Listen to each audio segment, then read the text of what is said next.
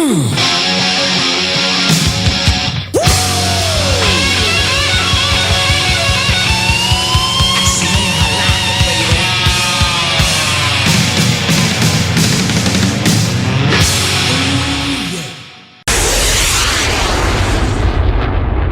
are listening to Grammy's Rocket Chair on RLM Radio. The girl of your dreams has got to be in some bar. Sorry, boys and girls, but this is X-rated. So if you're under 18... Get out, goddammit! Get the point? Good. And now? Bend over.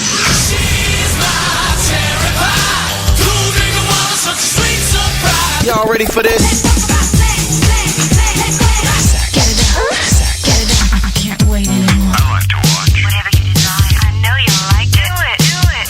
We do it all night long. And now, your host, Grammy. That's right. The girl of your dreams has got to be in some bar. All you got to do is have just enough beer. Because, you know, everyone looks good at closing time. That's why beer was invented. It's been keeping or allowing ugly people to have sex for years. So, y'all are listening to Grammy's Rocket Chair, and I am your hostess with the mostest messed up in the head kind of stuff today. Grammy Mary. Whee! Okay, it's not just today that I'm messed in the head, but you know what I mean, don't ya? Kinda, sorta, maybe. And if you don't, well, what the hell?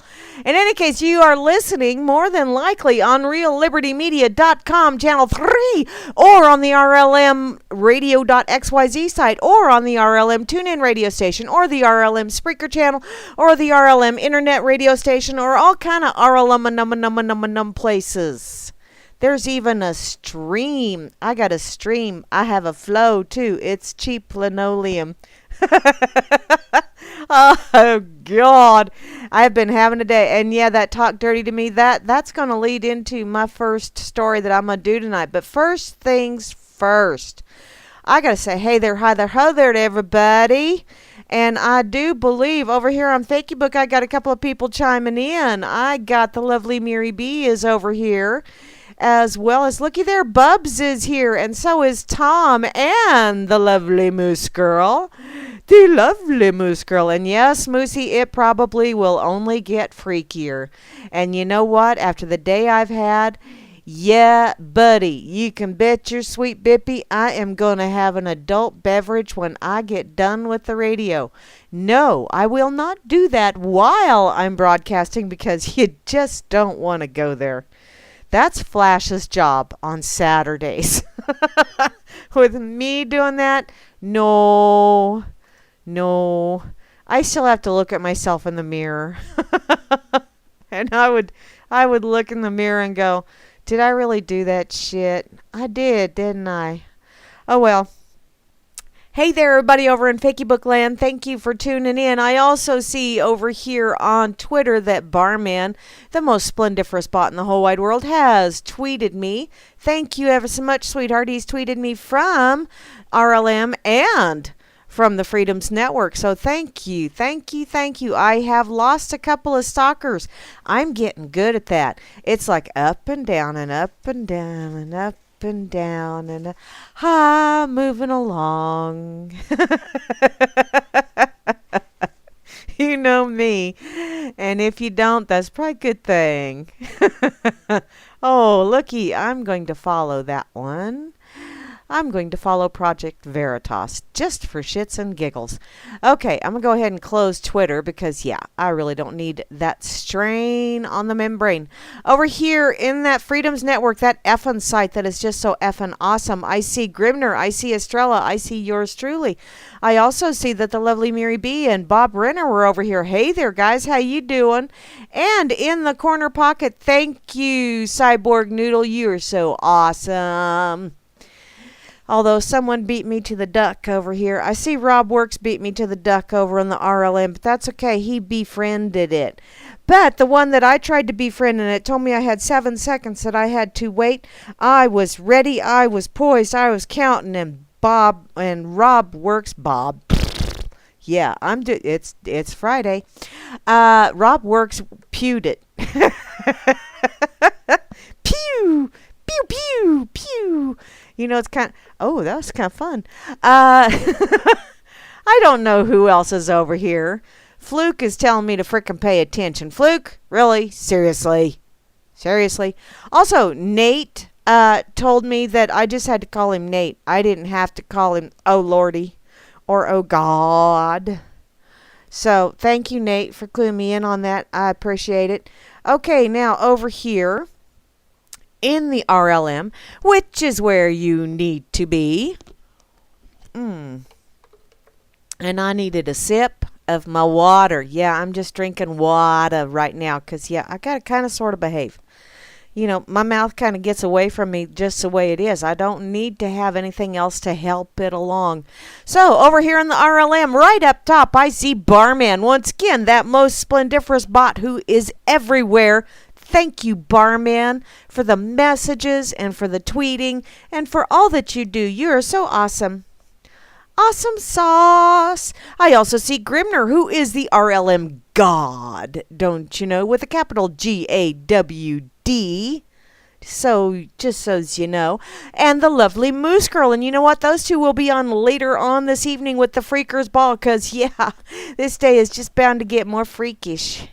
Yes, it is. I also see the lovely Kate is here, who sent me a link. Thank you, Miss Kate. And I will get to that un momento, por favor. See, I'm multilingual. If that's all it takes, wow. I can proposition someone in French too, but that's about the extent of my multilingualistic talents. Yeah, that too. I have enough trouble with English. I also see Asmo is here. Hey there, Asmo. How you doing? And the lovely Beth Z. Hey, Beth. How you doing, woman? And Chelsea Denis. Got the O out of there because apparently I don't need any O going on because I got a plenty of O going on. And Cirques. Hey, Cirques. How are you, sweetheart? I see you're logged in. I don't know that you're necessarily blah blah blah blah blah blah. That too. Don't know if you're necessarily listening, but hey there, lady. How are you doing? And speaking of ladies, got a double dip and a Chloe going on in the house.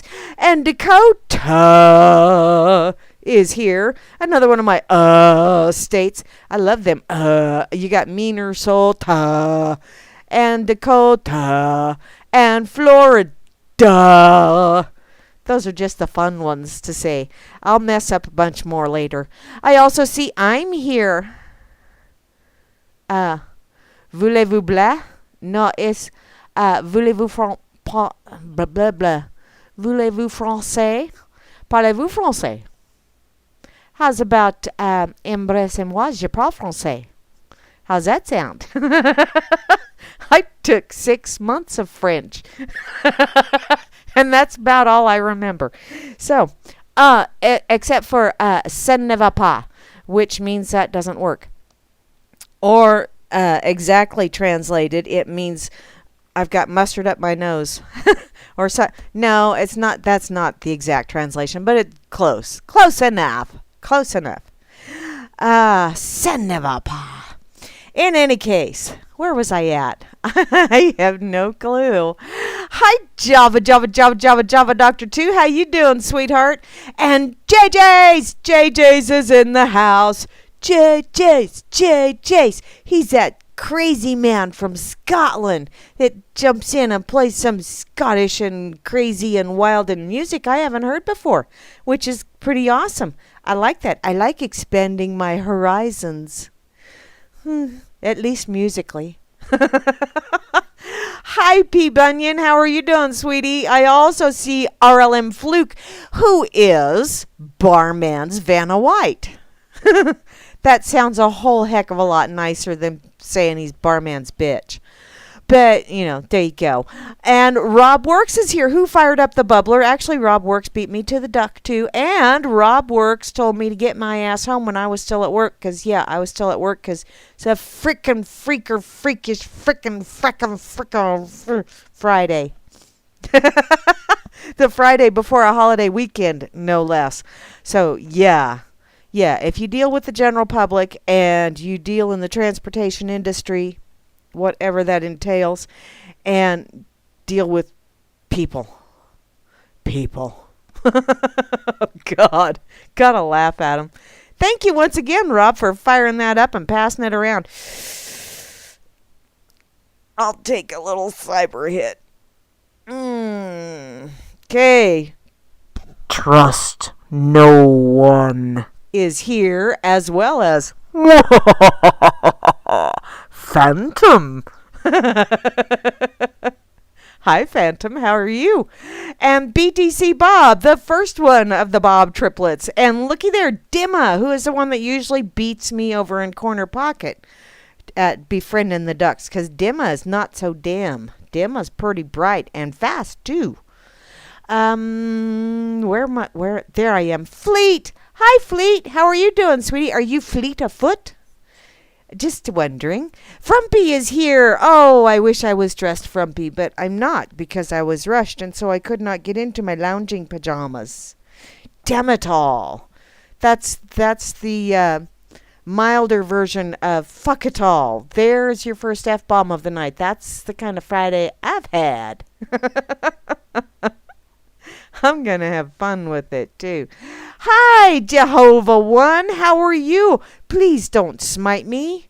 And please be kind, because they're just now starting to harvest out here. And you have been smiting fields right and left out here, Jehovah One. You need to cut back just a skosh, okay? Juana Taco is in the house. Hey there, Juana.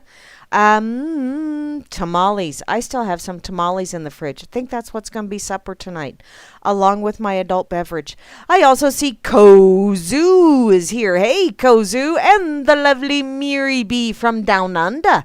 I hope your weather is pleasant. It's been pleasant out here today. I enjoyed it. Had the doors open at work all day long.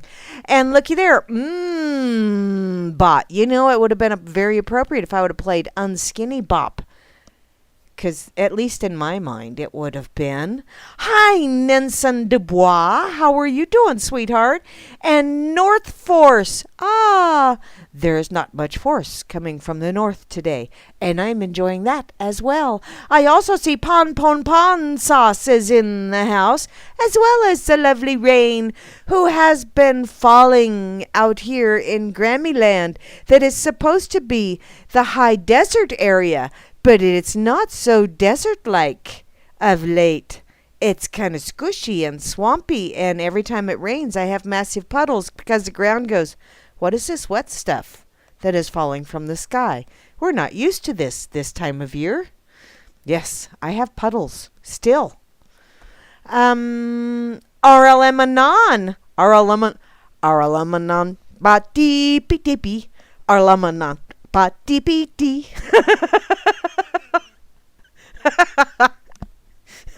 Oh, yeah, I'm in a Muppets kind of mode, apparently.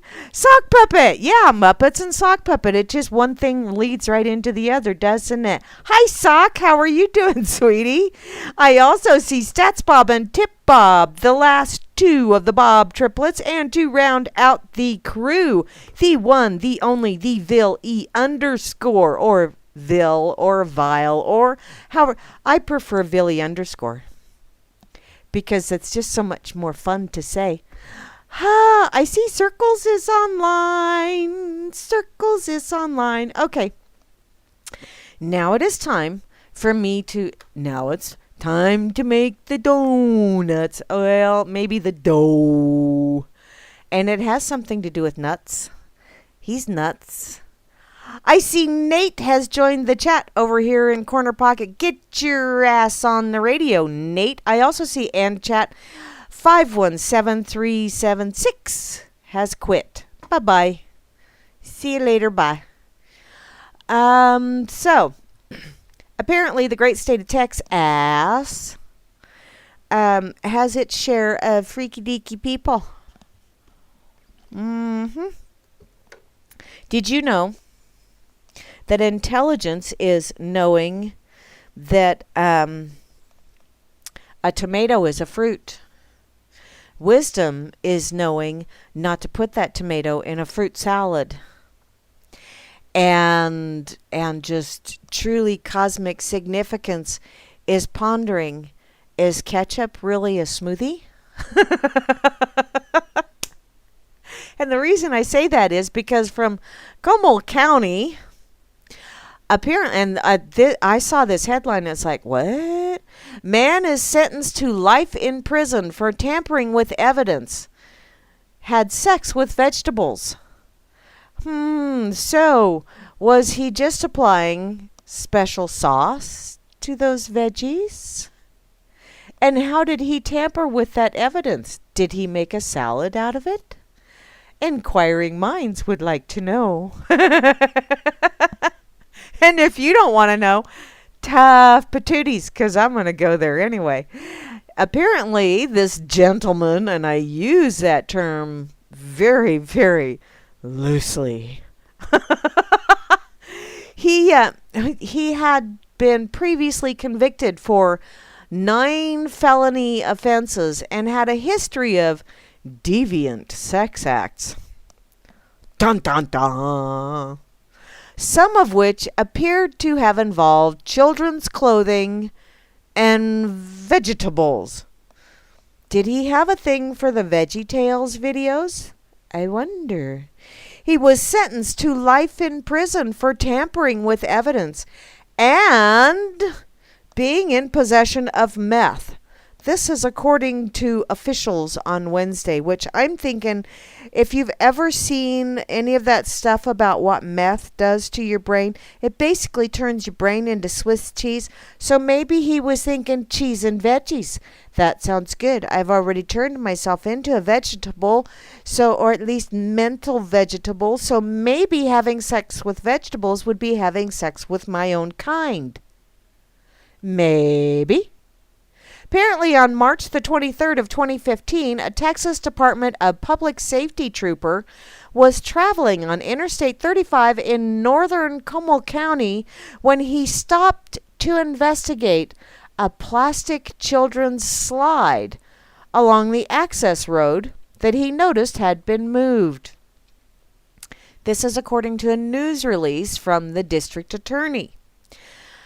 When he approached, he found 56-year-old Charles Robert Rancier near his truck.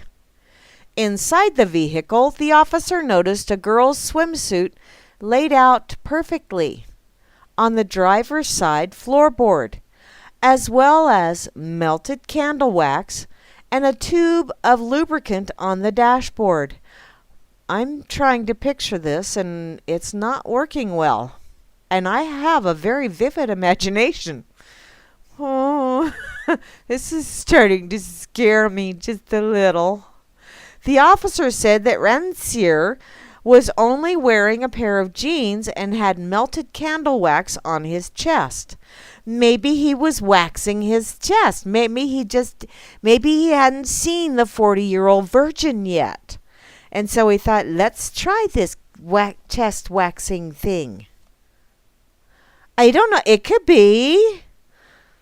Upon asking for permission to search the car, okay, if it was a truck, it was not a car. They are different. I work in the automotive industry, so I know how this shit works. The officer said that Rancier tried to break a syringe he had in his hands. Maybe he was stressing.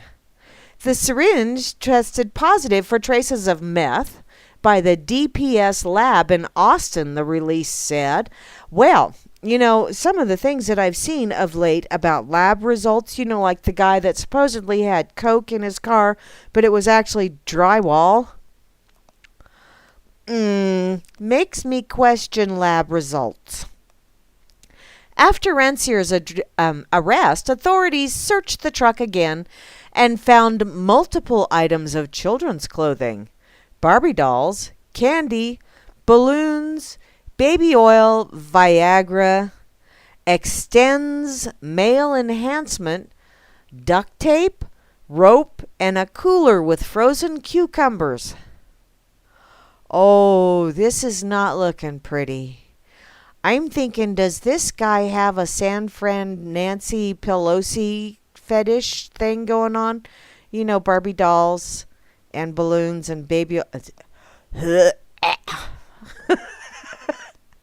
In previous cases against Rancière, including November 10th of 2012, an incident on Word Ranch Road in New Braunfels, where Rancière was found naked by authorities and admitted to committing a deviant sex act involving a squash.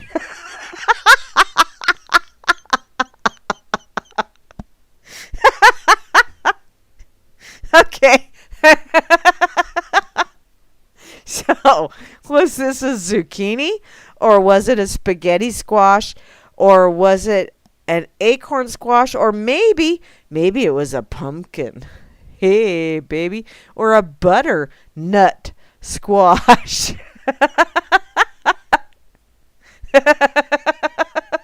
God. What a fruit. Okay, on March the 9th of 2014, police responded to a call at the baseball fields off of Loop 337, where they found Rancière wearing nothing but women's stockings and again engaging in a deviant sex act with a vegetable, the release said. Now I'm sitting here pondering this, and I'm wondering, how do they know it was a deviant sex act? Who decided what is deviant and what is not? And you know, if the vegetables were consensual, and who had to question the vegetables and find out if they were consensual? I'm really curious. I could have a lot of fun with this. Wow. Huh. I'm glad I haven't eaten yet. God.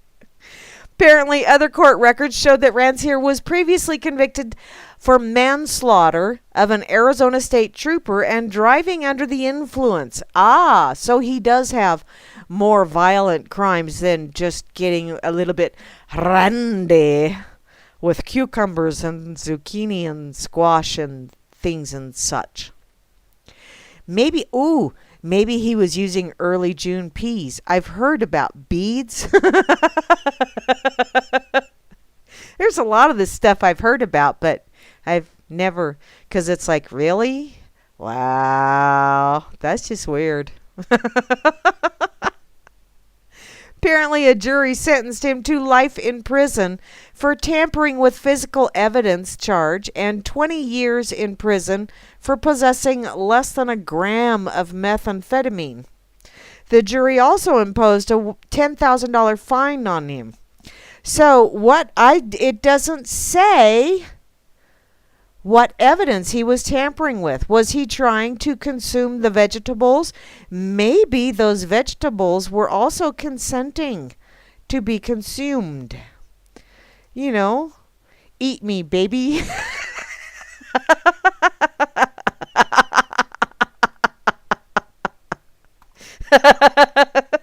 Oh, good one, Grammy. Yes, he was, obviously out of his gourd.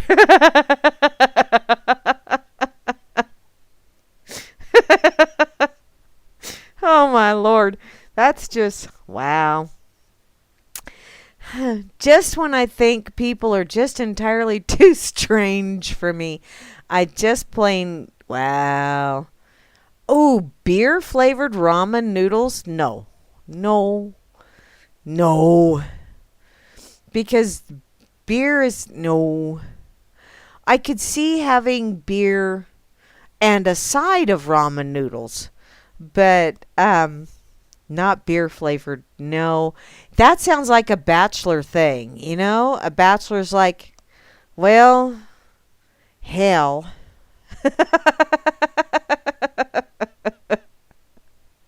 I got beer. And I got ramen noodles. Ooh. Yuck. That's just yucky. Yucky, yucky, yucky. Oh my goodness. But that, wow.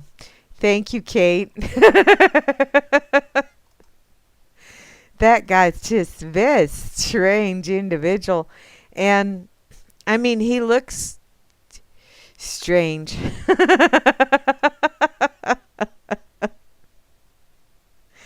Okay.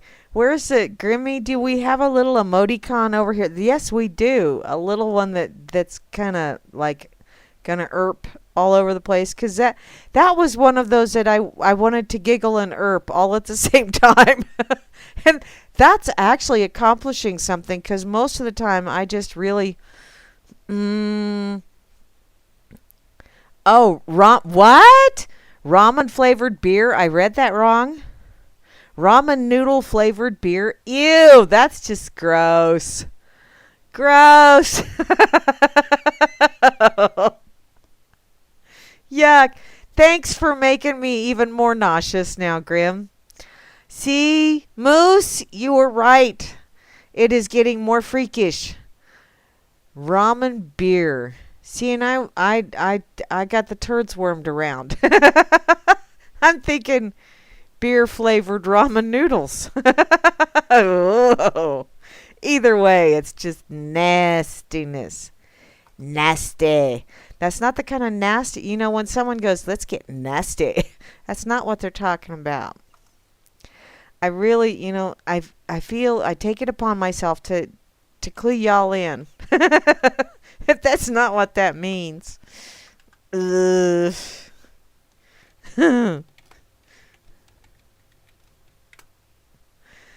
Oh, you know, people on Facebook are going to stop following me.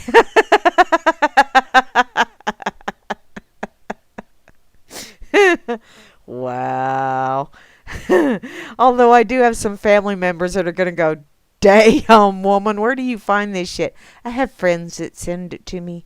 I have friends. And they're just as Dr. Demented as I am. Damn it! Fleet, sunny beaches in California. You beat me to the duck. Damn it, damn it, damn it. Okay.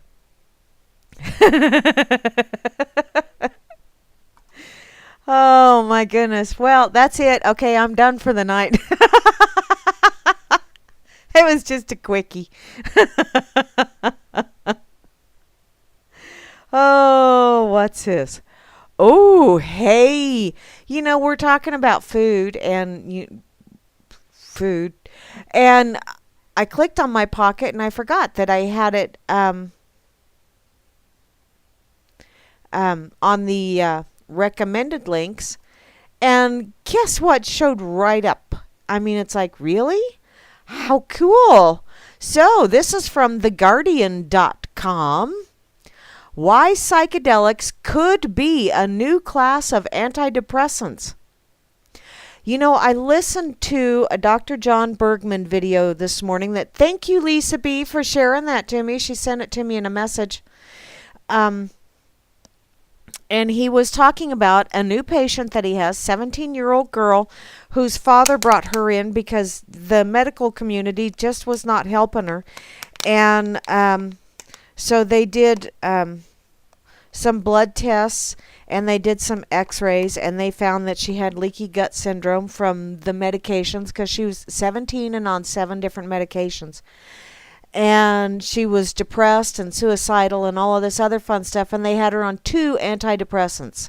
2. You know, because one just wasn't good enough, so they had to put her on another one. Wow, that one's not working quite nearly as good as we wanted it to. So let's just, well, instead of upping the dosage, we'll just put another one in there as well, just to sweeten the pot, so to speak. And so this gal was, you know, moody and having behavioral issues and wanting to off herself, all this other fun shit. And Dr. Bergman was saying, number one, we need to get her off of this shit. Because this girl does not have behavioral issues.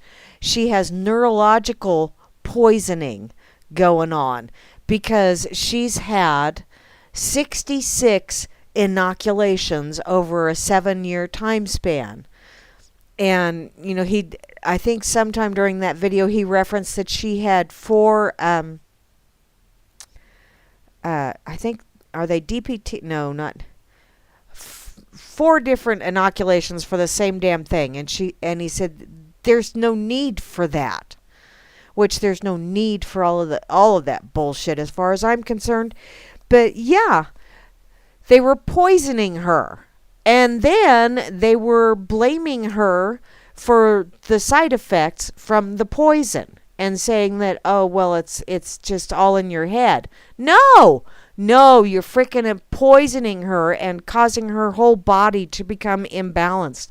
So get her off of those nasty ass meds, change her diet, get her spine aligned, get her exercising, and I would bet you in 90 days, which a lot of times in 90 days he will do a follow-up video about a patient, especially if the patient grants permission. No names were released, but if the patient says, yes, you can release this much information about me, I'll bet you in 90 days this girl will be making a massive turnaround. Now, depending on how long she's been on those antidepressants, because those wonderful things, you have to wean someone off of those gradually because they are very addictive. And just taking them off, just boom, cold turkey, no, that's a way to crash the system. You don't want to do that. So you wean them off of them. And natural things are ever so much better. I do remember putting something in my pocket the other day about, let's see, researchers finding that, pain patients overwhelmingly prefer medical marijuana over opioids. Well, duh. Way fewer side effects. So people would prefer the natural things that the body can actually process and incorporate. And that was the other thing that Dr. Bergman said. Get this girl on some omega-3 fatty acids because your body needs those. And a lot of the crap that they were putting her on not only was messing with the neurology, but it was also keeping her body from being able to absorb omega-3s. And your body needs omega-3s. So the medical industry, the quote-unquote healthcare or dis-ease management industry, and it is an industry, this is a for-profit industry, they don't want to cure you because then you won't keep coming back. They want to manage your health so that you have to keep coming back. Whereas natural things reset the body.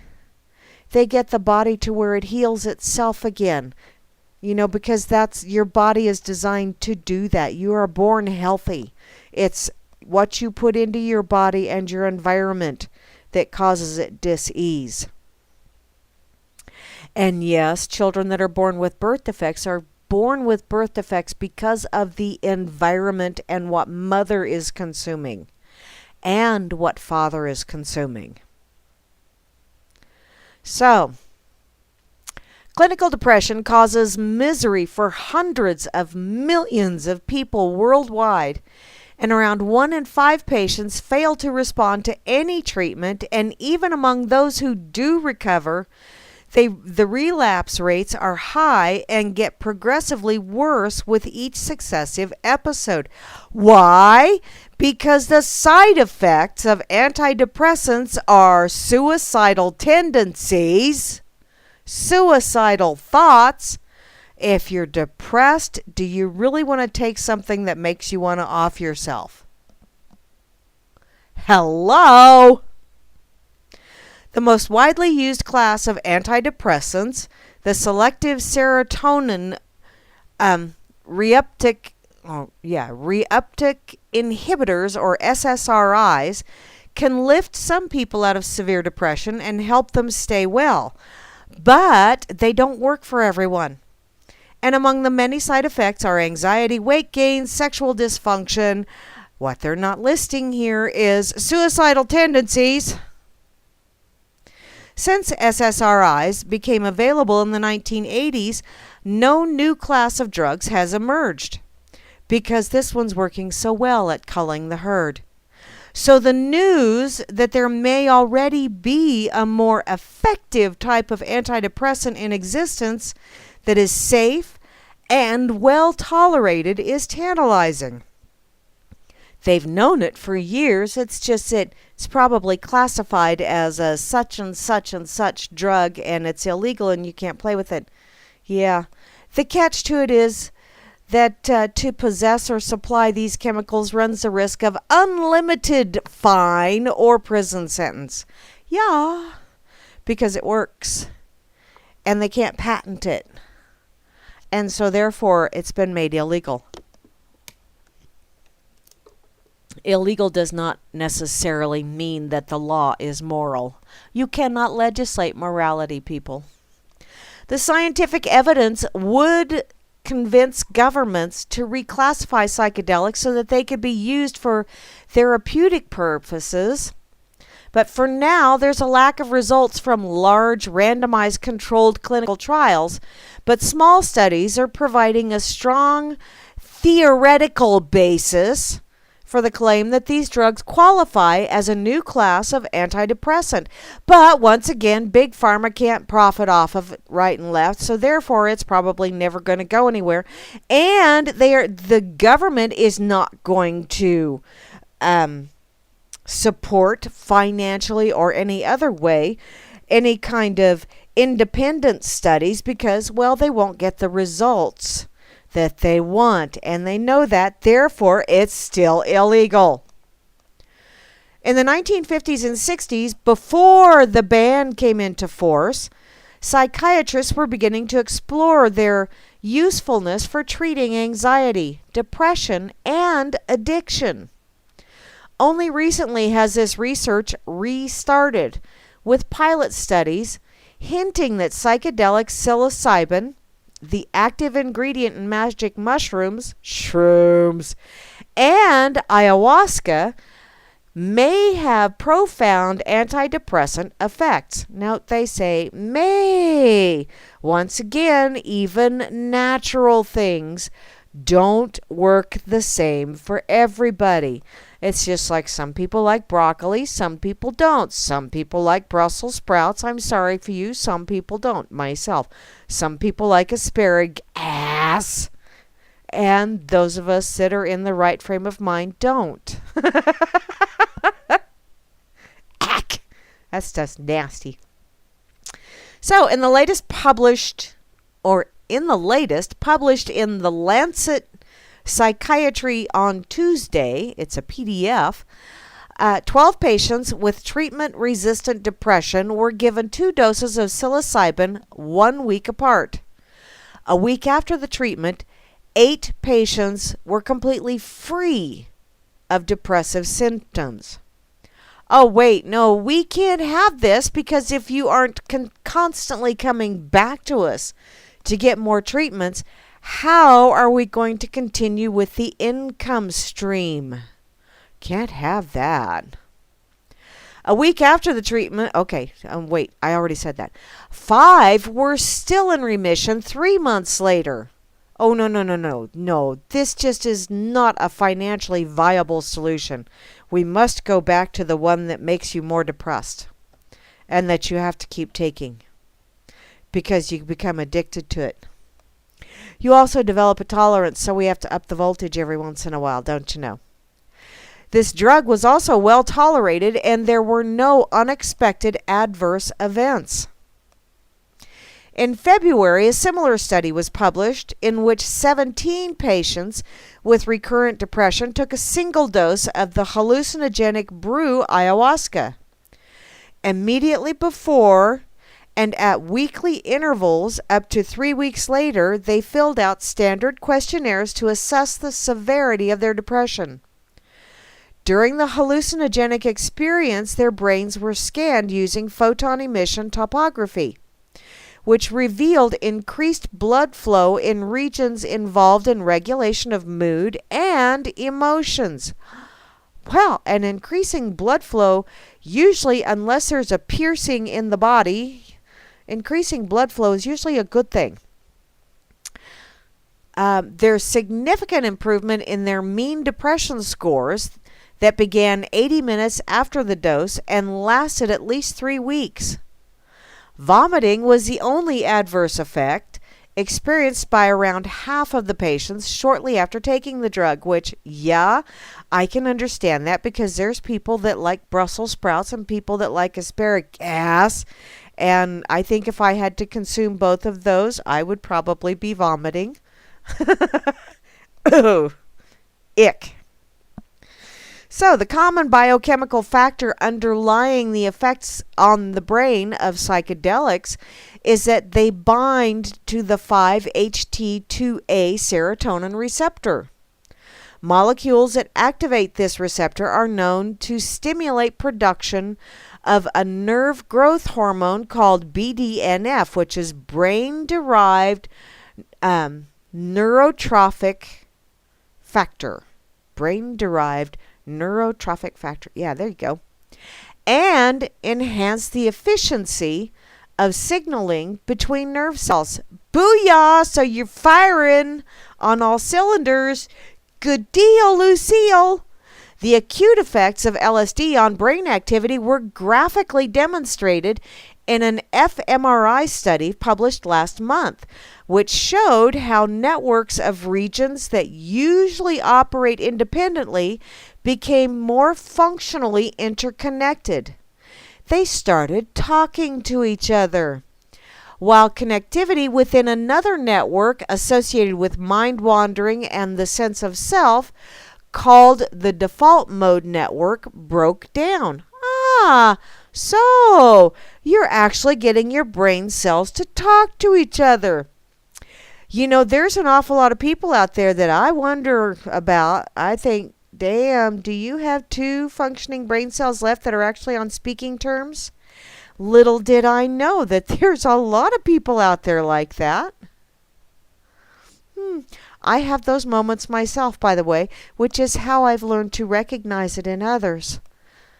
Just saying. A similar study of brains of people who had taken psilocybin, published in 2012, also revealed disruption in communication between principal nodes of the default mode network, and this may be key to the antidepressant potential of psychedelics. Because this network is overactive in people who are prone to depression and is thought to be responsible for the excessive self-referential thought and rumination, there you go, excuse me, that characterizes the condition. The long-term effects of sustained psychedelic use on the brain are largely unknown. Volunteer for that. I'm depressed. I actually have like 10 minutes throughout the day where I'm not smiling or laughing. That's depressed, right? I want to volunteer. Oh, hey, or maybe I can be in the control group. You know, those people that are happy-go-lucky, let's see if it actually works on them as well, so that I wouldn't even have 5 or 10 minutes of non-smiling, non-happy-go-lucky. I could do this. I volunteer. You think they would let me? Maybe I just have to find some shrooms. From a reputable person, by the way. Okay, so it goes on to say, the research published last year found structural changes among people who are regular users of ayahuasca. There's an ayahuasca church, right? I may have to actually join a church. That's a church I could go to. The study, I would actually be a regular there, I think. I think I would. The study used MRI to scan the brains of 22 people who had consumed it at least 50 times in the previous 2 years. Wow. Can you imagine how happy I'd be? I think it would be fun. It found an inverse correlation between the thickness of the posterior cingulate cortex, whatever that is, which is a key hub of the default mode network, and the intensity and duration of ayahuasca use. In other words, this part of the brain was thinner in heavier users. Ah, so see, I would be slimming down too. At least a part of my brain. Conversely, an adjacent brain region involved in attention and emotion regulation called the anterior cingulate cortex, which suppresses activity in the default mode network, was thicker. So it's directional thinning and directional, it's like targeting your weight loss, only in your brain. That's a plan. So this is where the evidence that psychedelics qualify as a new class of antidepressant drugs.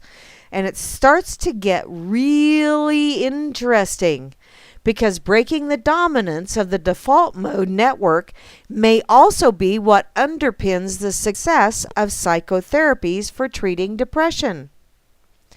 These include cognitive behavioral therapy, or CBT.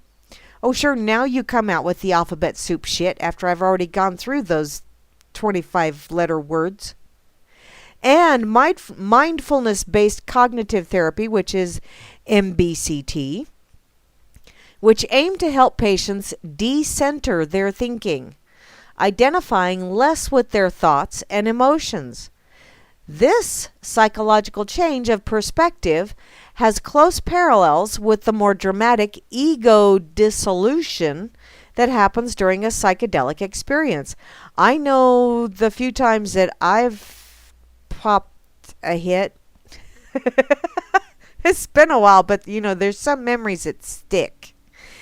It really was very mind expanding and mind blowing, and wow, it was pretty cool. It was like I almost wasn't me. I was just part of everything around me, and it was really way cool. In any case, suppressing activity in the default mode network may be what unites the two. In fact, psychedelics may accomplish in hours what could take months of CBT or mindfulness practice to achieve. A study published in November of last year found significant improvements in people's decentering abilities and other key goals of mindfulness practice in the 24 hours after they ingested ayahuasca. Come to think of it, there is an ayahuasca church in Colorado, and I'm not that far from Colorado.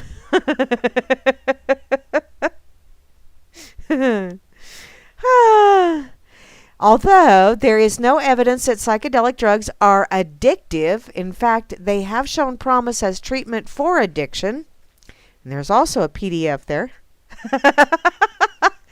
David Nutt. Oh, I love that name. Hi, David Nutt. He's a professor of pharmacology at Imperial College London and a former drugs advisor to the UK government, believes it's high time, pun intended, I think, that we brought psychedelics in from the cold. Speaking at a Royal Society in London at an event to celebrate last month's LSD brain imaging results, I did not get invited to play along with that. Damn it. He did say that psychedelics used responsibly and with proper caution, in other words, please do not operate any motorized vehicles while using this, not even those little Barbie car things, because you might really go off. You might do like an ET phone home kind of thing, which could be cool. You could take a trip without leaving the farm. Okay, back to the story. It would be for psychiatry what the microscope has been for biology and medicine, or the telescope is for astronomy. That's a bold claim, but if large, randomized, controlled clinical trials of psilocybin and ayahuasca fulfill their early antidepressant promise, he may well be proved correct. Apparently, this article was amended on May the 18th of 2016. An earlier version said that David Nutt is a professor of pharmacology at the University College of London rather than the Imperial College. So when was this actually written then? Tuesday, May 17th of 2016. Oh, thank you, Cowboy Tech. Don't have too much fun, honey. I know you're going to work, but don't have too much fun. And I'm going to go ahead and share this. And I love you too, darling. So,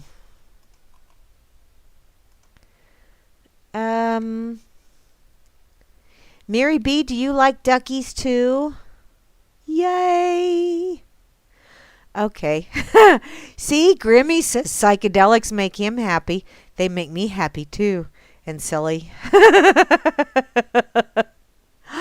Jules and UCY are back. Yay!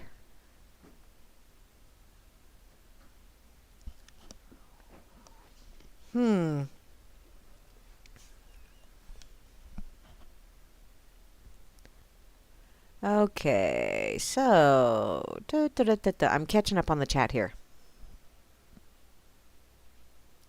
Yes, if you have a blood clot in your leg, you really need to be careful because it could go to the lungs, which would be all kind of problems. It could go to the brain, which would cause a stroke, or it could go to the heart, which would just that's it. You be done. Let's see.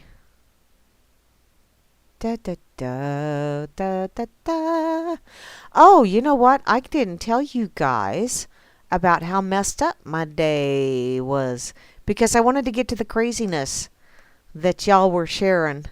So, in any case, yesterday we had a lovely meeting at work towards the end of the day. Come to find out, the assistant general manager had turned in his 2 weeks' notice 2 weeks ago. And we just got informed, those of us that had to work with him just got informed yesterday. Today was his last day, and he left at noon. And after he left, all hell broke loose. It's like the frickin' phones went nuts. And although I think he was probably already informing people that he was, throughout the last 2 weeks, the outside people that he was the one that they would converse with, he was already informing them that there would be a different person that they would have to contact. But so it wasn't necessarily the craziness had to do with him leaving, but it was just kind of quinky dinky that he left at noon, and then the phones went nuts. And it was, travelers on the highway. One person at the gas pumps. We have a 2015 GMC pickup, and we put gas in it, and now it won't start. And I'm thinking, what kind of vehicle is this? Well, it's a 3/4 ton diesel. Jeepers! Did they put gas in the tank instead of diesel? That was the first thing I thought. And they wanted to know if we could come out and get them and fix it. And it's like, no. Because we're running short-handed, but here's the phone number of the wrecker that we have. You can contact them. Well, then they called back about 15 minutes later and said the wrecker's on vacation. And it's like, alrighty. Is it still under warranty? Which, yes, it is. Okay, you need to call roadside assistance, and roadside assistance will send someone if you wish to have the tow covered by warranty. Well, as I was leaving this evening, which, yes, I left late because all of the craziness and end of month and just insaneness that I had to stay and finish closing up tickets and things that normally I could have finished up on Monday, but no, it all had to be done, and it was crazy. It was crazy. But yeah, as I was leaving town, I saw this vehicle being towed in by someone with a 3/4 ton pickup and a rope. Now, the one that was broke down was a 3/4 ton pickup hauling a fifth wheel trailer. So I'm sure if a popo would have seen that, it probably wouldn't have made it to the dealership. But they did make it to the dealership as I was turning the corner to head home. It's like, I am so glad I'm out of there. And I'm sure my coworkers were going, fuck, damn it. Because, yeah, I'm thinking that was not going to be a fun time. Because if they put gas in their diesel, yeah, that's going to take some time to correct. Which we closed in 45 minutes. So, and so that's kind of sort of my afternoon was nuts between dealing with the general manager and slash owner and getting things changed in corporate, plus trying to do my job, plus phones going crazy because people are on the road for a long holiday weekend and breaking down, or, oh, well, my oil life monitor says I have 0 miles left. And it's like, really? Seriously? You couldn't have gotten this tended to when it had like 20% left or even 10% left? Actually, one of the phone calls was someone called, "We have just entered the state of Kansas, and we've already tried the closest dealership, and they said no, they can't get us in," for an oil change, mind you, on a diesel.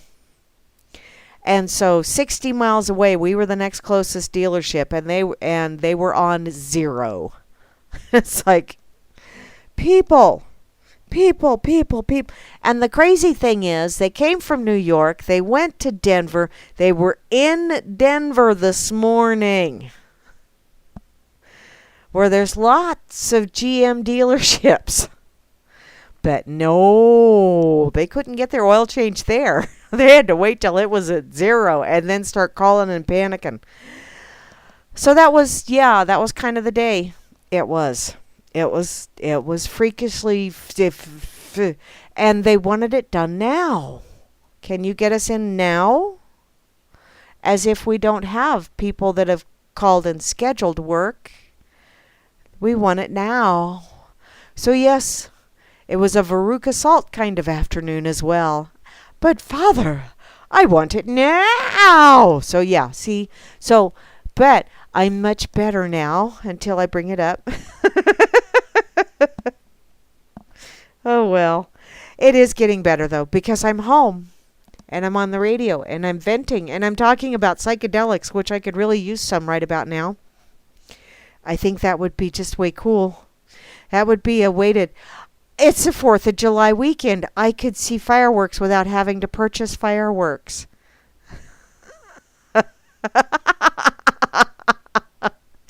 I just checked my Facebook, and Bubs, you silly man, he had to comment on the guy that had sex with vegetables. And he says there's nothing like a warm mater in the morning.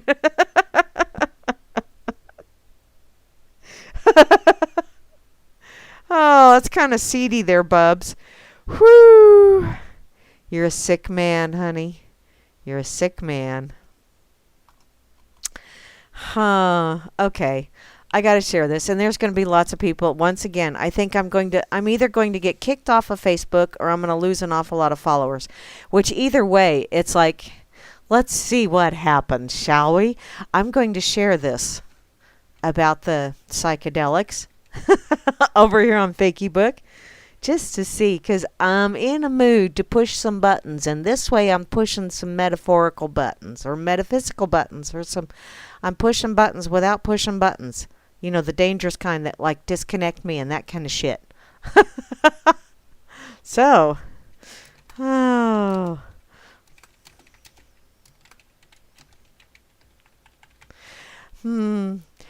those that know me will go, excuse me, you're not depressed, so why would you need to sign up? And like I said, I would be the control. I would gladly be the control on this. So does it have the opposite effect on people that are just happy?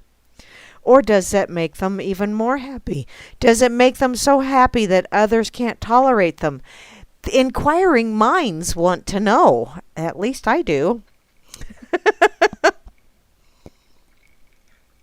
And if I don't have to pay for it, it's like bonus round, right? That's what I'm thinking. Shrooms. Maybe I need to go to that church in Colorado. You know, it would bring a whole new meaning to Rocky Mountain High. Whee! Okay, I'm gonna have to find the little guy that with the psychedelic. There you go. That's the guy I want. And maybe a unicorn too, because you be seeing unicorns when you take this stuff. I do have a pet unicorn, by the way. Just so's you know. JJ's! I see. Oh, shit. I see you've joined. JJ's, how you doing, sweetheart? So, son of a pa. Oh, thank you, Grim. They were busy getting high in Denver. Damn it all. Well, you know, they were actually quite friendly once they got here. And I said, you're just going to have to wait because I got people at lunch and I can't do nothing for you. So they happily sat there and wait and BS'd with other customers. Yay, Mary B's got a duck friend. Quack, quack, waddle, waddle, quack, quack, waddle, waddle. We are nipper sinkers. We're in luck. If it rains all week, we could quack like a duck. Quack, quack, waddle, waddle, quack, quack, waddle, waddle. See, you'd think I was taking LSD already, but I'm like this naturally. Is that scary or what? Oh. Okay, I'm going to go back to my pocket because I'm going to go to that. I don't think I did that article on the pain meds because I do believe, let's see, 29th. Yeah, that was from yesterday. So, I did not do that on the radio on Wednesday.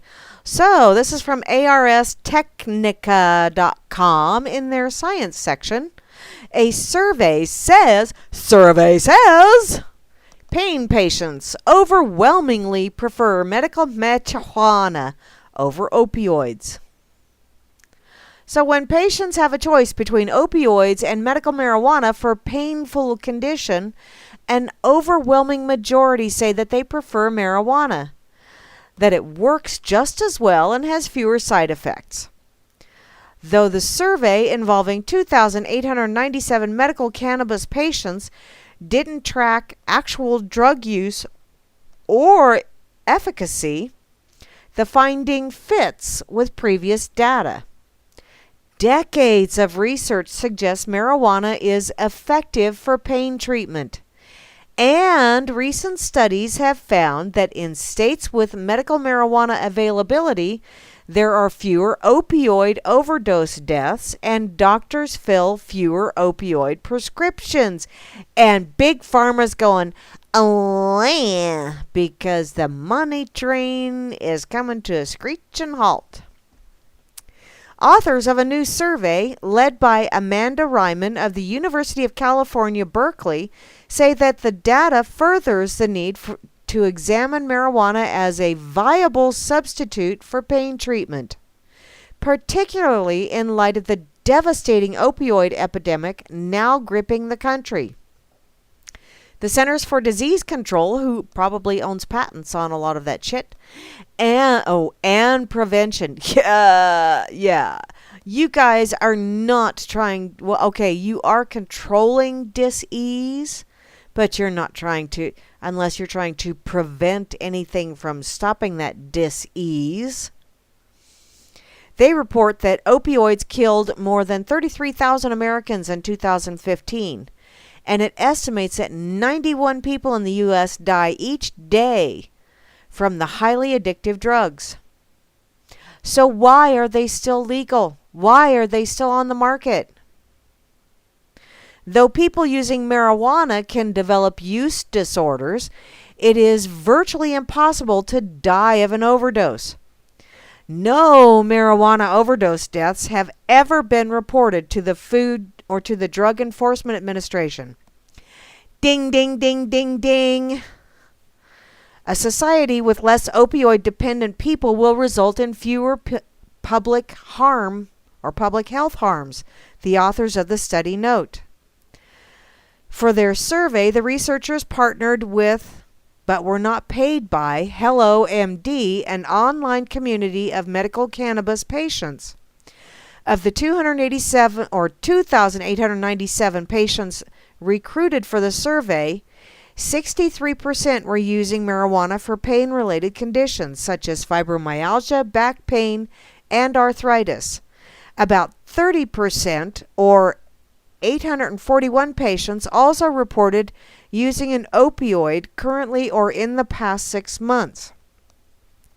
Now, you do realize that a lot of times any kind of pain that you have is due to inflammation. And marijuana does have positive results in the inflammation category. Of the 841, or of those 841 that admitted to some kind of opioid use, 92% agreed or strongly agreed with the statement that they preferred cannabis over opioids for their condition.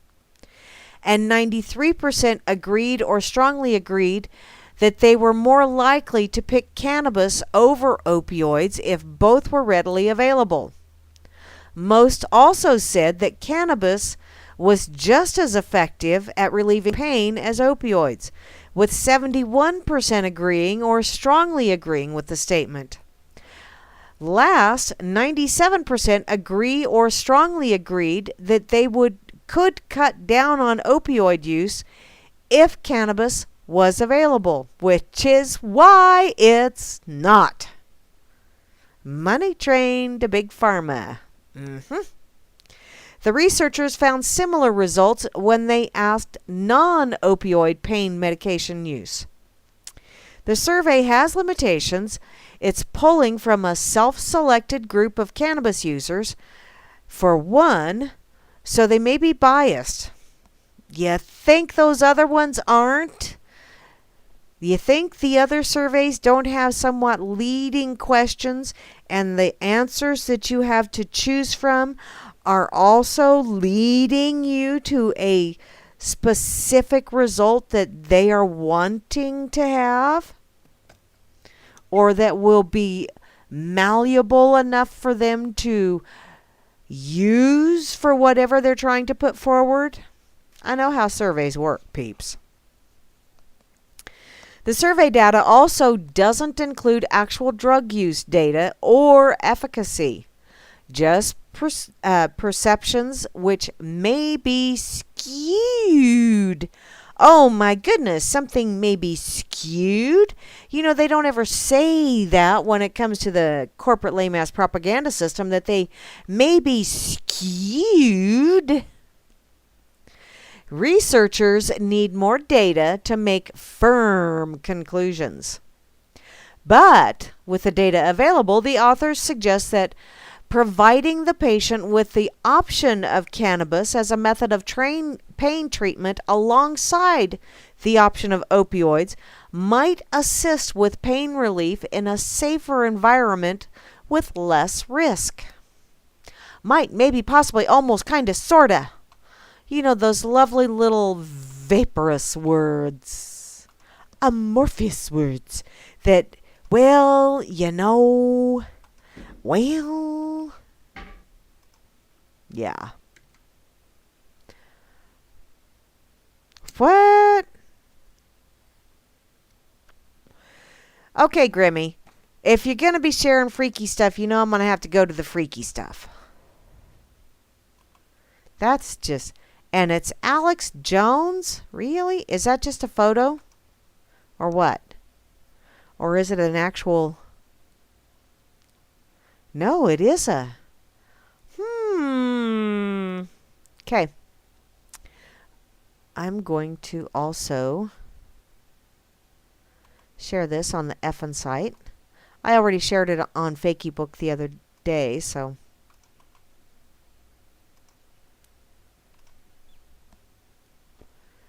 Let's see, there he is. My little puff passer dude. So, survey says no. Is it a video? Kind of looks like a video and somewhat article. Okay. NASA denies running a child slave colony on Mars. Really? Have a child slave? Shut up, Alex. I don't want to hear it. Houston, apparently, we do not have a problem. Really? Seriously? Houston, you do have a problem. InfoWars conspiracy theorist host Alex Jones. I needed a drink real fast because I'm talking Alex Jones and I don't want to start talking like him. Had a guest on Thursday to discuss how kidnapped children have been sent on a 2-decade mission to space. So they're no longer children by the time they get there, and they don't know any better by the time they get there, and they will work for their slave masters because we will feed you if you do this for us. You know that's how they do that shit, don't you? Mind games. Well, NASA has responded and publicly denied the theory that they have a child slave colony on Mars. Why? Because they're not children by the time they get to Mars. So therefore, it can't be a child slave colony, just a slave colony. On Thursday, Jones welcomed guest ex-CIA officer Robert David Steele on the Alex Jones Show. We actually believe that there is a colony on Mars that is populated by children who were kidnapped and sent into space on a 20-year ride. So that once they get to Mars, they have no alternative but to be slaves on the Mars colony, which once again, if it's a 20-year ride and they started out as children, maybe psychologically they are children because psychologically you do not advance once you have suffered a drastic trauma, or at least that's a lot of times adults that are traumatized, it is because something happened in their childhood that stunted their psychological growth. According to yada yada yada, the rapists or mindfuckers. But once they get there, you know, even if they nab them at 5, which sick fuckers, they would be 25. That is not a child anymore. That is a young adult, at least chronologically. So, technically, it is not a child slave colony. It's just a slave colony. Jones responds to his guest, so look, I know that 90% of the NASA missions are secret, and I've been told by high-level NASA engineers that you have no idea. There is so much stuff going on. And they have an image with a rock circled. It's a rock. But apparently a NASA spokesman responded to this conversation and told the Daily Beast there are no humans on Mars. Because once they're on Mars, they're Martians. Duh. And there are active rovers on Mars. Okay. There was a rumor going around last week that there weren't, but there are. Really, there are. And we've been to the moon, too. This is from Guy Webster, who is a spokesperson for the Mars exploration at NASA. He also told the Daily Beast, but there are no humans, because technically they're Martians now. See, it's word games. That's how they get around it. I know how this shit works. How rich he got doing God's work is disgusting. Oh, yeah, these people that if God needs you to send money so that I can continue my mission as I build this crystal palace and I have multiple mansions and my wife is dripping with diamonds because God said I need this stuff, and if you send money, well, there's my wife has this diamond earring set that she's got her eye on, and God really wants her to have it. I know I'm distracted, but that's a link that's on the bottom of this. So I'm just going to go there. Because really, NASA, piffle. Oh, it's a slideshow of the richest pastors from the Standard News. Well, I'm just going to have to do this. Meet the 50 richest pastors in the world. Yeah, doing God's work. Uh-huh. Yeah, sure. I don't know what God you're praying to, but it's not a God I want to go talk to. Unless it's to stand toe-to-toe with him and go, seriously, dude, do you need a circular drive? I don't think you need satellite TV either. Or dripping diamonds. Or all that damn gold, for that matter. The hell you doing with it anyway? So, there are thousands of religions around the globe, and it's even been said that they are some of the most profitable organizations in the world, and they don't have to pay taxes like the rest of us peons. Not that we have to either, but we have been taught and trained that we do. So there are billions of dollars spent yearly on churches, advertising, and publications. In addition to that are the salaries of the clergy that reach into the millions of dollars. Yeah. Many members of the church don't believe that the clergy can make a lot of money, but evidence shows that they do. And many leaders of the church live a lavish lifestyle. Because of that, some pastors are heavily criticized. Critics say that they just use religion and the Bible to earn money. Didn't Jesus overturn the tables of the money lenders in the temples? Bankers and these frickin' religion knots. Yeah. So here's a list of the richest pastors in the world, along with their estimated net worth. Shall we start the slideshow? I think we shall. Actually, I will go ahead and I will just do the link real quick so y'all can follow along if you wish to, because I'm sure I'm going to get a little cranky during this.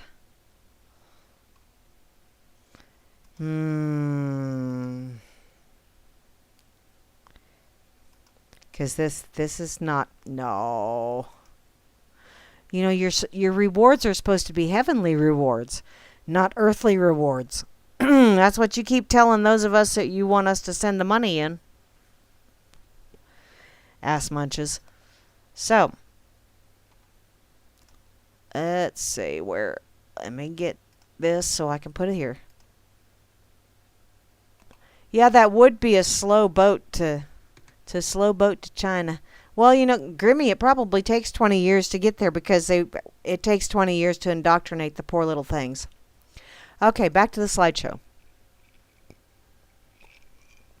Number 50 is Paul Kane. His estimated net worth is $1 million. Oh, he's small potatoes. He started his career at the age of 18. And beginning in 1987, he was associated with the Kansas City Prophets, and shortly afterwards with the ministry of Jim Wimber. In February of 2005, Kane stepped down from the ministry and confessed that he had struggled with homosexuality and alcoholism. However, in 2007, he was restored as minister after his supposed rehabilitation. Yeah, and he's worth $1 million. Okay. Number 49, Bill Moyers, whose estimated net worth is $1 million. He started his career in journalism. Well, in other words, he learned to do acting quite well as a journalist, didn't he? In 1959, he was ordained as a minister. Well, so he's been at this for a while. Apparently, he's not a real good minister if he's only worth $1 million. Number 48 is Richard Rossi. He is also worth $1 million. After a drug overdose, Rossi was inspired to change his lifestyle and take his experience and his fascination with faith healing to the pulpit. And thus he became a so-called born-again Christian. Yeah, in 1984 he opened his first church, The Fellowship.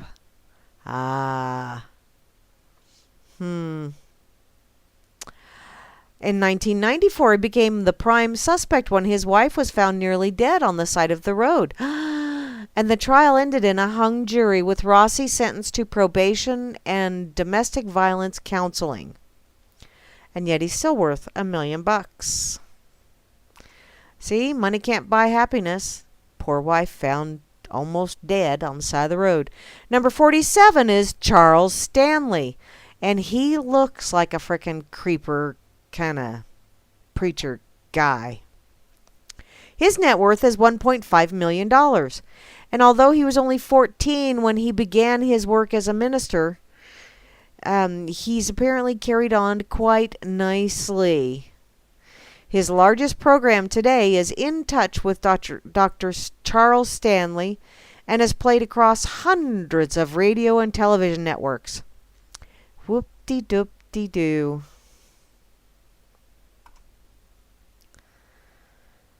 Number 46 is Jimmy Swaggart. He the one that I have sinned against you and my God. Is that the one? I know, what? Jimmy Swaggart's worth $1.5 million. And he's been in the ministry for 57 years. Oh, yes. And in the late 1980s and early 1990s, he faced prostitution and sex scandal that resulted in the downsizing of his follower base. Because I have sinned against you and my God. Well, honey. And you're still worth 1.5 mil. Damn. Number 45 is R.C. Sproul, who's worth $2 million. And he is the founder of Ligonier, is that how you say that? Ministries, that was established in 1970. He used the internet to gain followers and launched an online radio station. And he's authored dozens of books. Well, I'm so happy for you. Not. Number 44 is N.T. Wright. N.T. Wright? No.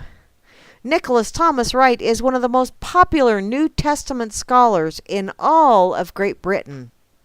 And he started his ministry in 1975 and retired as a bishop in 2010. So he's living off of his religious gains. Number 43 is Jack Van Imp. Or MP, however you say that. Also nicknamed the Walking Bible. Well, he's worth $2.5 million right now. And he's also founded the Jack Van Impe Ministry International Foundation, having a total yearly revenue of nearly $12 million with an annual salary of $150,000 for him.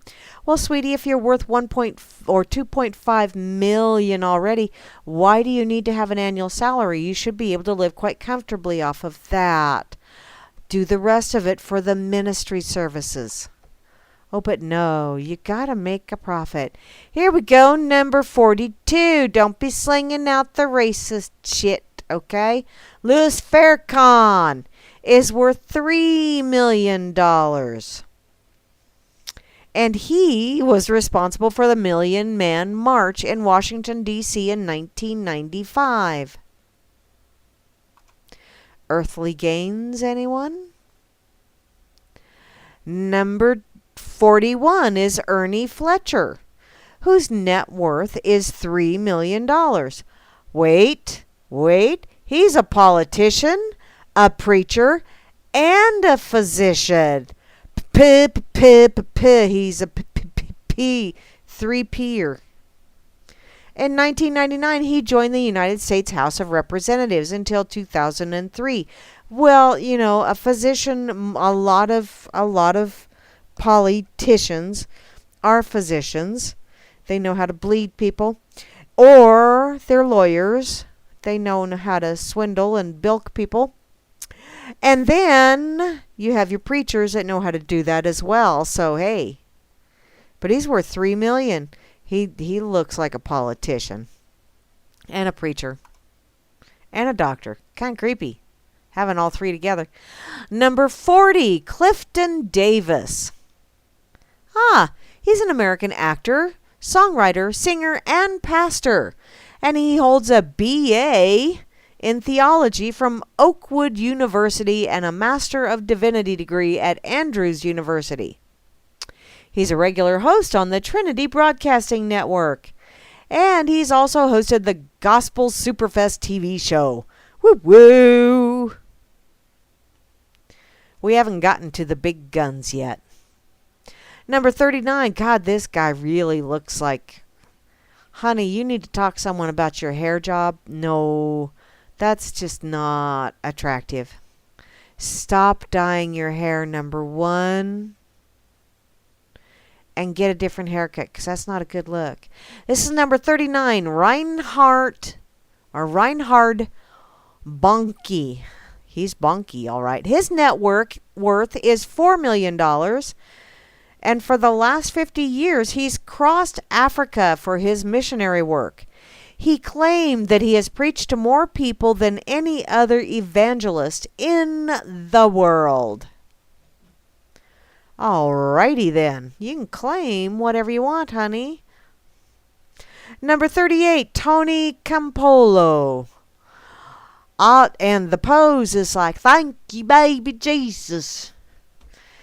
His net worth is also $4 million, and he became a spiritual advisor of President Bill Clinton. Well, I guess we all know what kind of spirits he was advising on, don't we?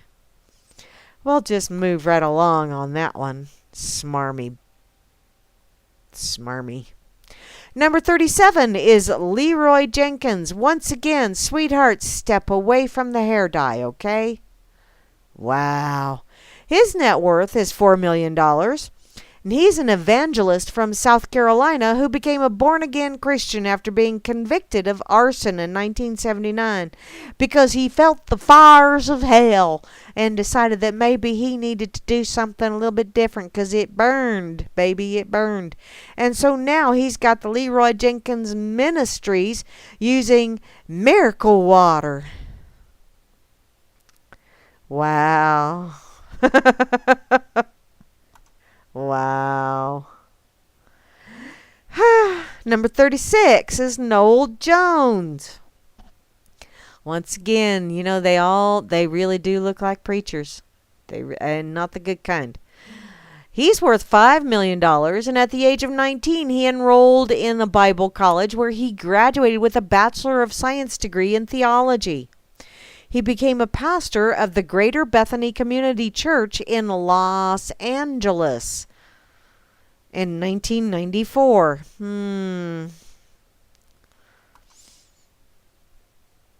$5 million, though, in Los Angeles. That's really not that rich. Not for Los Angeles. Number 35, John Hagee. Is that how you say that? I hope so. And if not, tough patooties. After he finished his theological training, he led the Trinity Church of San Antonio in the 1970s, then established the Church of Castle Hills in 1975. He also established the John Hagee Ministries and broadcasts his sermons on television and radio. So what's the deal, Pickle? Y'all have these ministries named after yourselves. Ego much?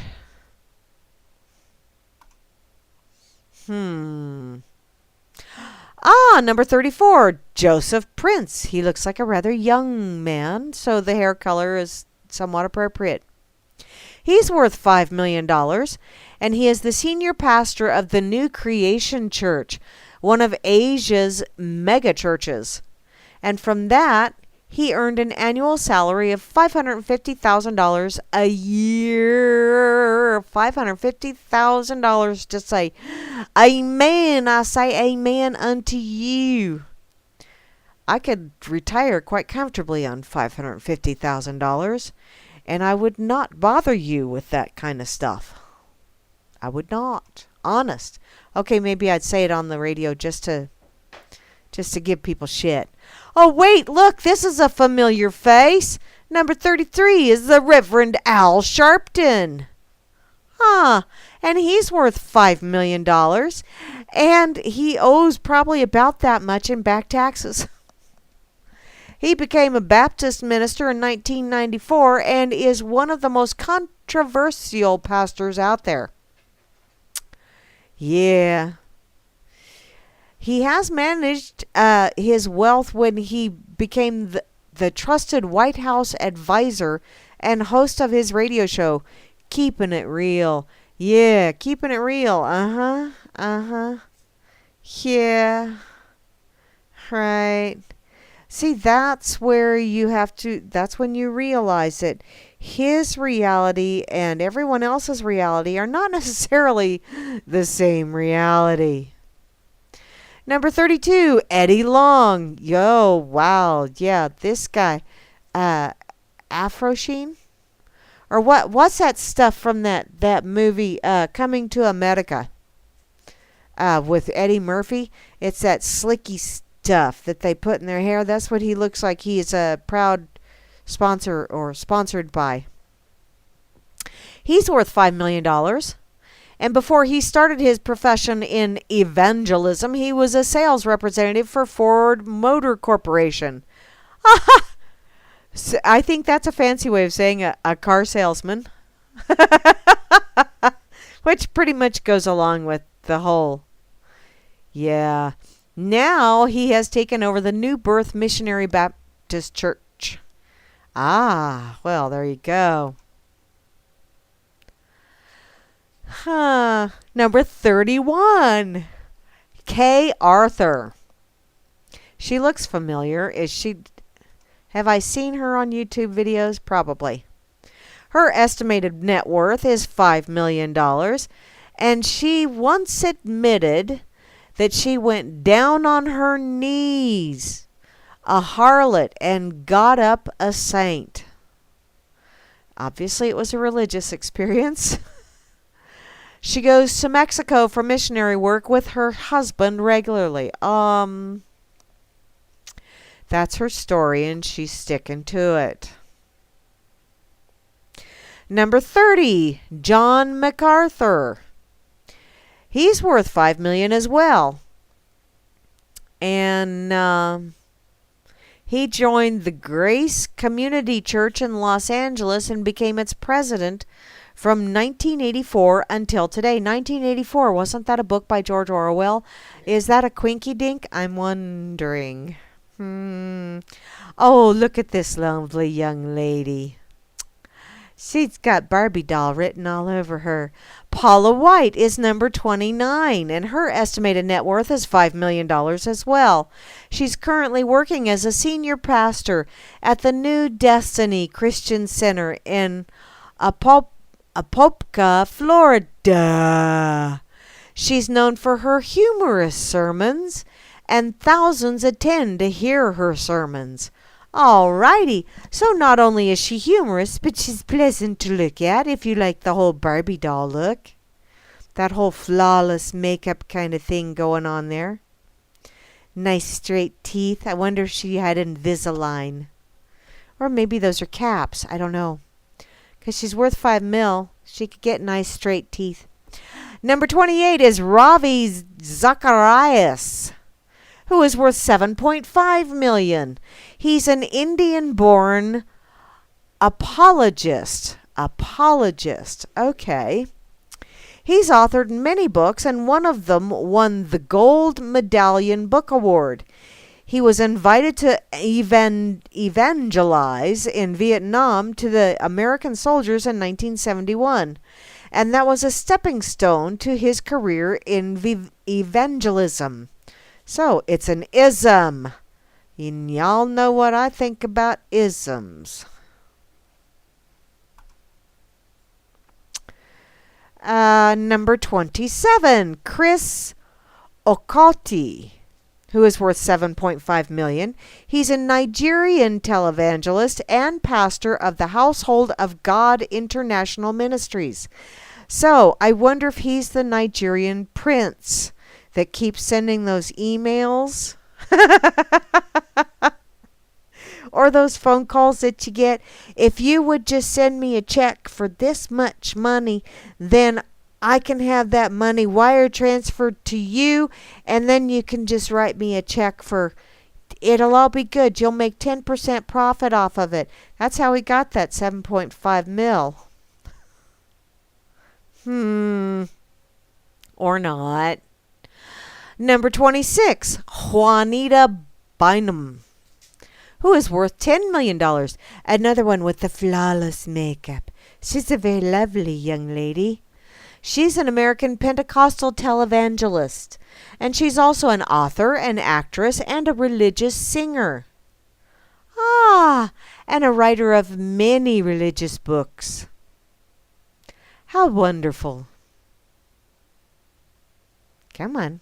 I click next. Take me next. Number 25. We're in the top 25 now. Matthew Ashimolo. Matthew Ashimolo. He is also worth $10 million, and he is also a Nigerian pastor. So, hey, there's more than one. And he currently works as a senior pastor in the Kingsway International Christian Center. He also does radio and television. And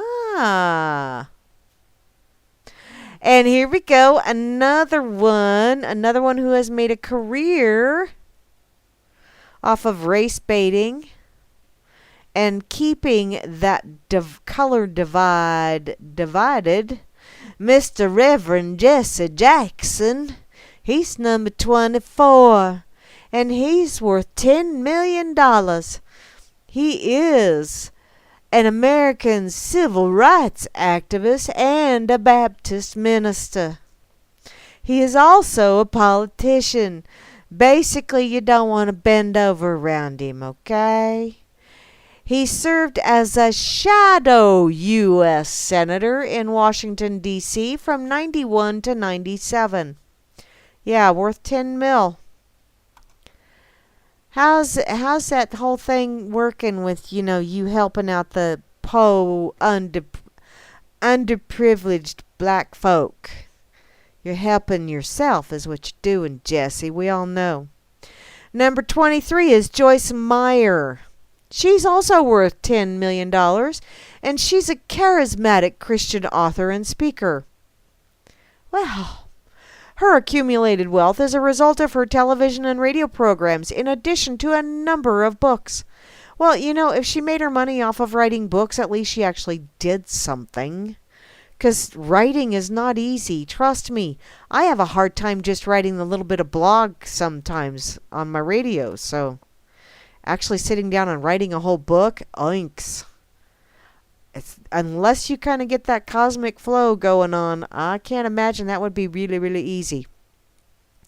Number 22 is Peter Popoff. I just had a weird thought. I'll bet you. I just checked the RLM chat, and Grimmy, you got that right. Halla motherfucking Luya. I like that. In any case, Peter Popoff, that's kind of like a Peter pipe to pick a peck of pickled peppers, and it popped off. He's a German-American televangelist, and he's a self-proclaimed prophet and faith healer. If you have faith in me and the baby Jesus, I will heal you. Just pay me before I do it, because it don't work if you don't put something in the collection plate. Apparently, he had some problems. Dealt with anxiety and depression and heart conditions and paralysis. However, the truth was revealed that it was a hoax. Grimmy, I can understand that there are some days when I really have trouble writing my name too. Apparently, though, even though he was found out to be a hoax, he is still making a comeback and drawing in followers again. And you know what? P.T. Barnum was right. You can fool some of the people all of the time, and all of the people some of the time. And I'm thinking some of the time you can really make a living off of it too, like these guys are. Number 21, Ed Young, which, wow, Ed, honey, you need to do a different promo pic, because that looks like a mugshot. It really does. Ed's worth $11 million. And he is the founder and currently the senior pastor of the Fellowship Church. Well, goody for you. He's also wrote many religious books.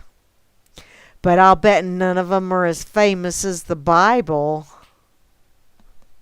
Just saying. Number 20, T.B. Joshua. Hey, Mr. T.B. Joshua, you are worth $15 million. I am so glad that you go by T.B. Joshua because Timotopy Bologan Joshua. He's also Nigerian. Go figure. Love the colorful shirt. My mother would wear that. He has also proclaimed himself as a prophet.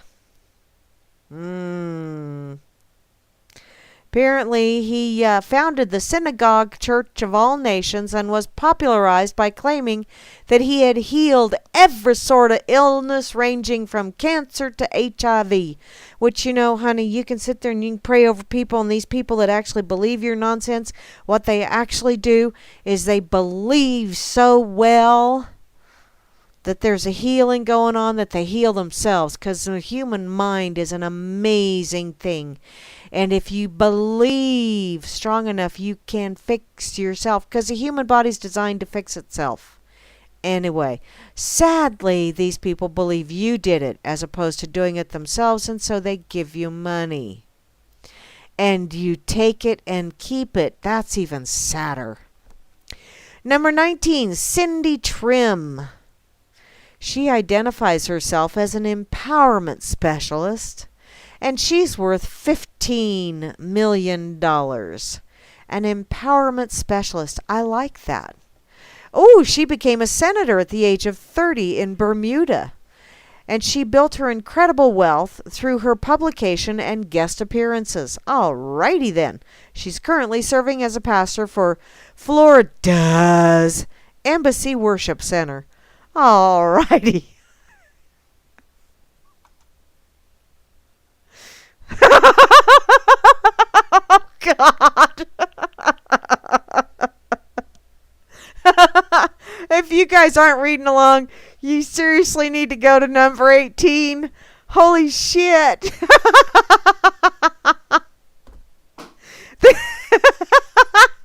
This is a Ken doll gone horribly wrong.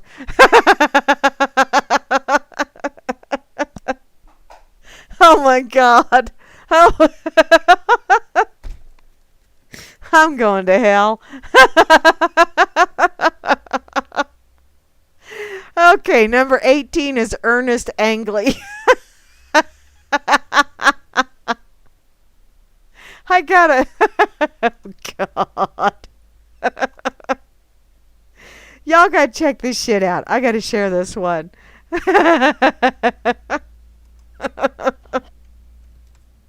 Oh, Lord.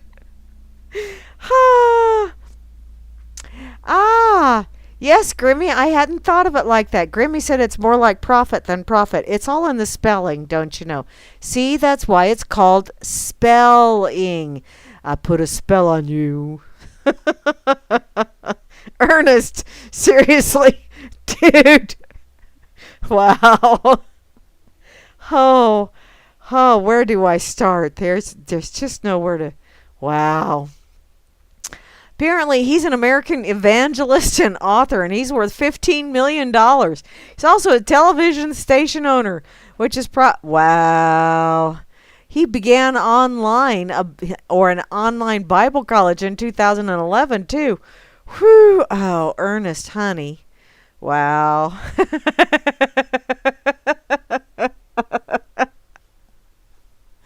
Oh, man, that's a pick. Whew. Okay, number 17 is T.D. Jakes. I know T.D. Jakes. I've listened to some of his stuff. I actually do kind of sort of like listening to some of his stuff. He's worth $18 million. I don't know that I would pay him to listen to his stuff, but I do kind of like what he has to say from time to time. In any case, Thomas Dexter Jakes Sr. is an American pastor, author, and filmmaker. He is the bishop of Potter's House, which has 30,000 members, and he started his career as a pastor at the age of 23 in 1980. I gotta admit, I really do like listening to him. I mean, he's kind of common sense. Really? I did not know this. Number 16 is Kirk Cameron. I did not realize that he was a pastor. Huh. He's worth $20 million. He's a TV actor and an evangelist and a show host. And with Ray Comfort, his partner in the evangelical ministry, The Way of the Master, and he co-founded the Firefly Foundation with his wife, actress Chelsea Noble. Huh. I did not know that he was... I mean, I knew he did stuff, but I didn't realize he was a pastor. Cool. Huh. I've watched some of his stuff too, and I found it rather educational. 20 million, huh? Oh, here we go. This is the big dogs. I recognize this one too. Number 15, Billy Graham. Is he still alive? William Franklin Graham is worth $25 million. Let's see. And doesn't really say, but yeah, y'all know who Billy Graham is, so I don't really need to read that bio thing. Number 14, Rick Warren. I don't recognize you, hon. Who are you? He is worth $25 million, and he is an American evangelical Christian pastor and author. He founded the Saddleback Church, an evangelical megachurch in Lake Forest, California.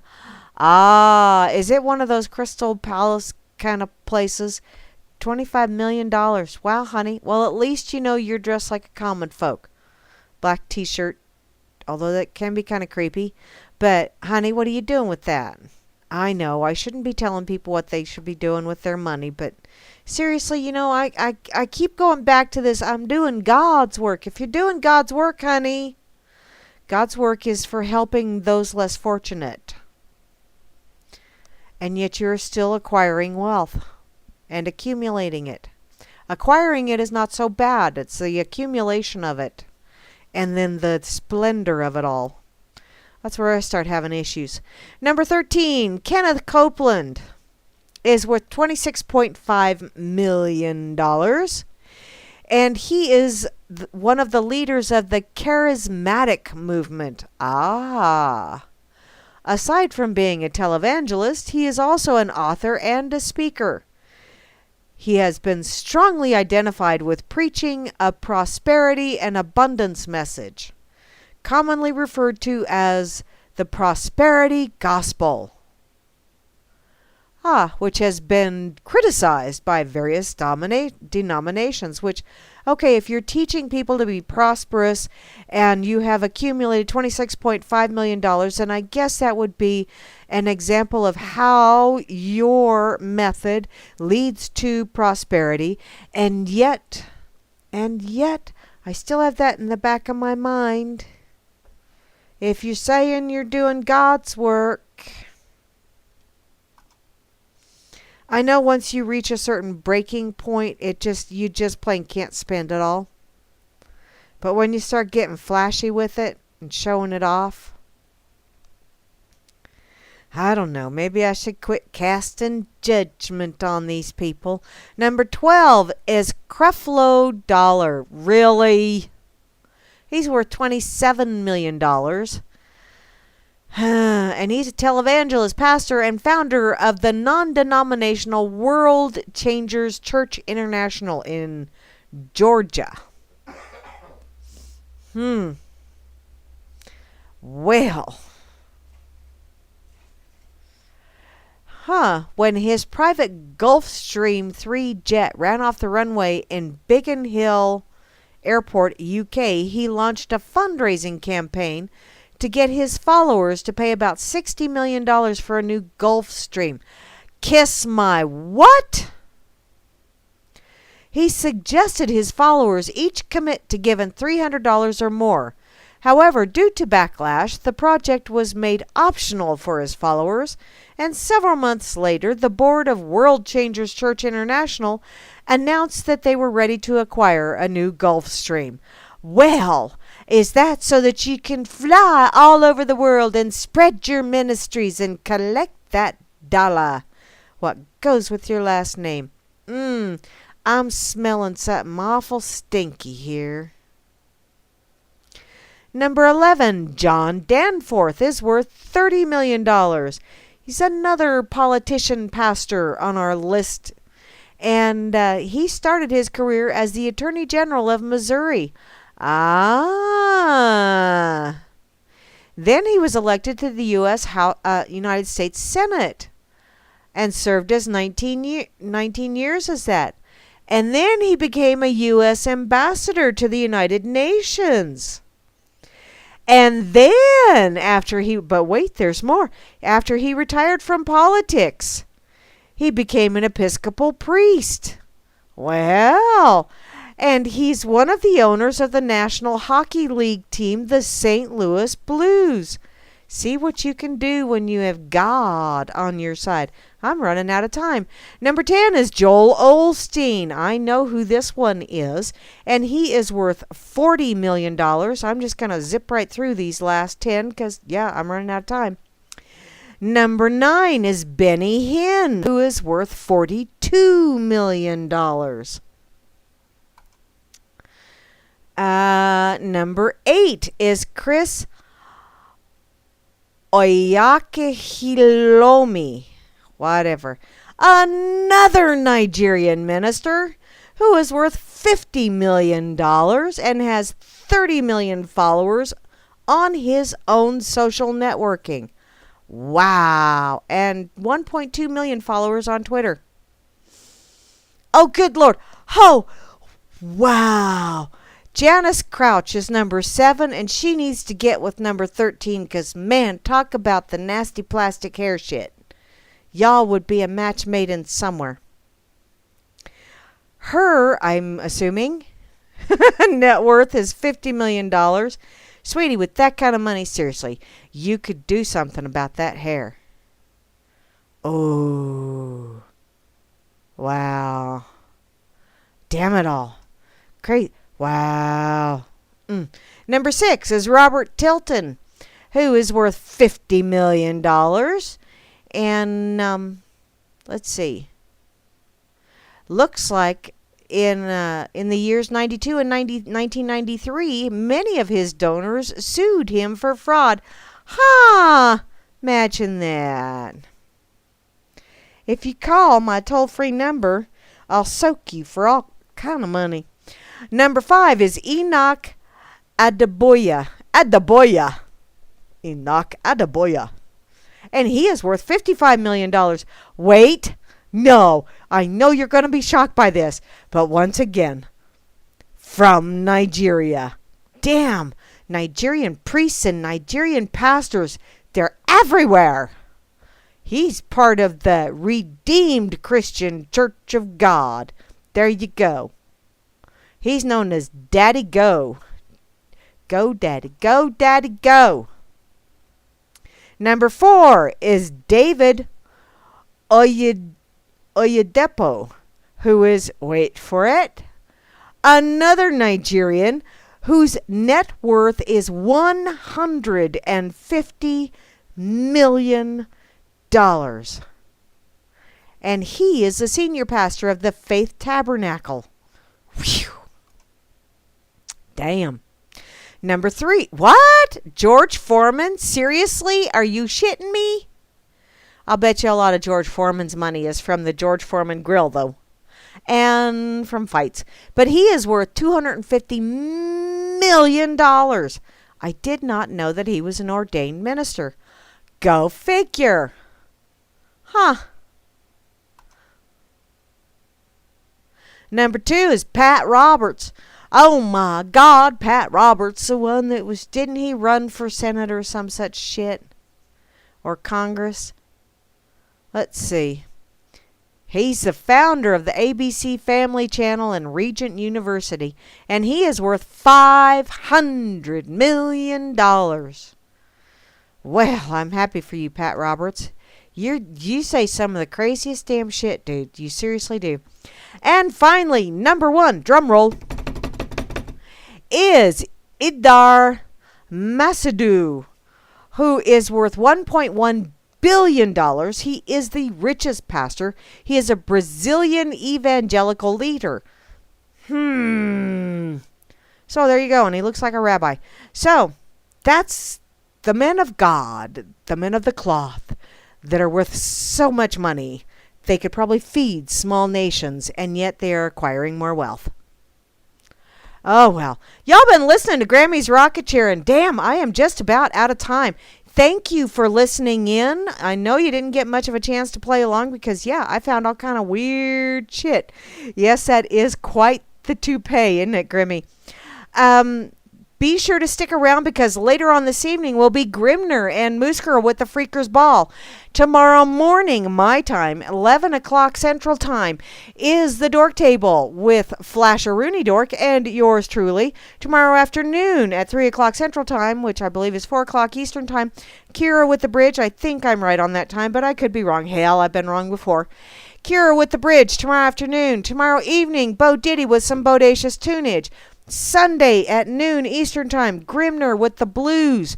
Sunday at, well, directly following Grimner with the Blues is Hal Anthony, where he's going to open up a can of whoop ass on yo ass behind the woodshed. Sunday evening is Gary L and Gigi's Boo with the road less traveled. So all kind of way cool shit. Also, JJ's is going to be popping in from time to time from, damn it, brain fart, from over there in Scotland. So y'all be sure to stick around, listen in. There's replays all the time in case you missed it live. But until I see you later, I truly do